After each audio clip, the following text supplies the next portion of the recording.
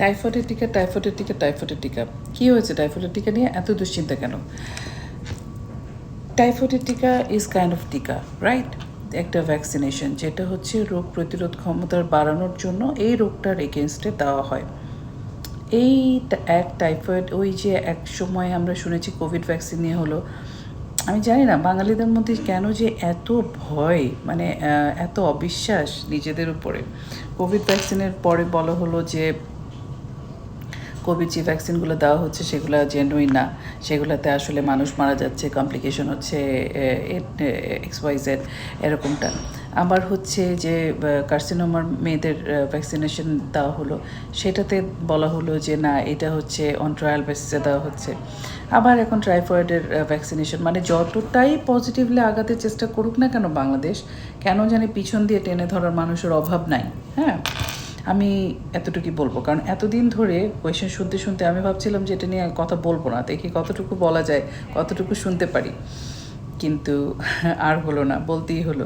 টাইফয়েডের vaccine নিয়ে ভয় পাওয়ার কিছু নাই। এটাও অন্যান্য ভ্যাকসিনের মতোই রোগ প্রতিরোধক, রোগের এগেনস্টে ফাইট করার জন্য একটা ভ্যাকসিন। এবং অবশ্যই আমি মনে করি এটা 9 মাস থেকে 15 বছর পর্যন্ত যেটা গভর্নমেন্ট দিচ্ছে সেটা সব বাচ্চাদেরকে নেওয়া উচিত। ইভেন যারা হচ্ছে টাইফয়েডের ভ্যাকসিন অলরেডি নিয়েছে তাদেরও দেওয়া উচিত। কেন জানেন? কারণ এতদিন যে টাইফয়েডের ভ্যাকসিনটা অ্যাভেলেবল ছিল সেটা হচ্ছে 3 বছর পর পর রিপিট করতে হতো। এখন 3 বছর পর পর হয়েছে কি, মানে আমরা এতটাই বিজি যে বাচ্চা অসুস্থ হলেও আমরা কিন্তু ফার্মেসির কাছে যাই, ডক্টরের কাছে না গিয়ে, তাই না? তো সুতরাং আমাদের মতো সোসাইটির মানুষরা আসলে হয় কি 3 বছর পর পর মনে থাকে না বাচ্চাকে ভ্যাকসিনেশন রিপিট করার। তো এই জন্যই দেখা যেত যে এই যে স্কুল গোয়িং বাচ্চারা যারা অনেক বেশি ভালনারেবল থাকে টাইফয়েড জীবাণুটার জন্য, তাদের এই কন্টিনিউশন অফ ভ্যাকসিনেশনটা মেনটেন হতো না।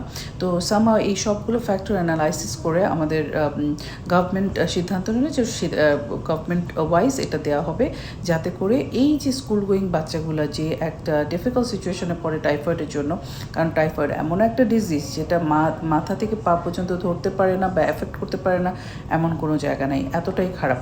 সো এইটার এগেনস্টে ভ্যাকসিনেশনটা স্টার্ট করা উচিত, এবং এটাতে এনকারেজ করার জন্যই কিন্তু এই ভ্যাকসিনটা স্টার্ট করা সরকারিভাবে বিনামূল্যে।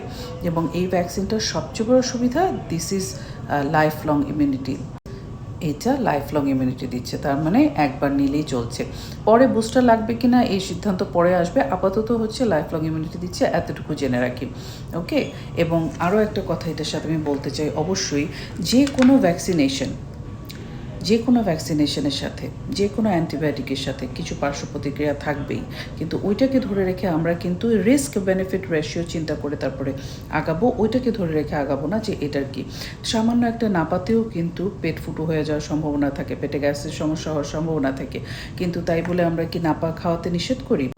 ভ্যাকসিনেশনের সাইড এফেক্ট সম্বন্ধে আপনারা একটু জেনে নেবেন, এটা গুগলে একেবারেই অ্যাভেলেবল, আপনারা সার্চ করলেই পেয়ে যাবেন। এটার নাম হচ্ছে AEFI, adverse effect following immunisation. এটা আমি বড় অক্ষরে সবগুলো লিখবেন, AEFI, এটা লিখে সার্চ করলে আপনারা দেখবেন বহুত thousands of complication can happen after vaccination, a simple vaccination, alright?